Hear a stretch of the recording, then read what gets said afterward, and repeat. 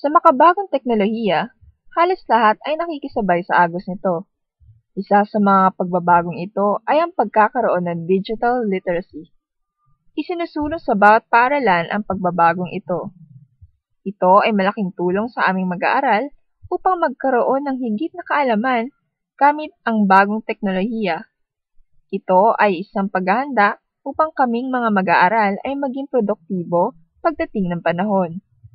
Isa itong hakbang sa pag-unlad ng isang bansa. Kaakibat ng pagbabagong ito ay ang pagkakaroon ng maling paggamit nito.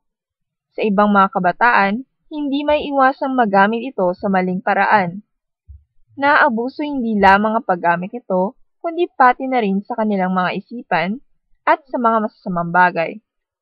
Handa ba ang paaralan sa makabagong teknolohiya? Sapat ba ang mga kagamitan na bawat paaralan sa pagbabagong ito? Ito marahil ang isa sa mga problema ng ibang paaralan na walang sapat na kagamitan na magagamit kaming mga mag-aaral. Hindi lahat ng paaralan ay nagbibigyan na sapat na kagamitan ng pamahalaan.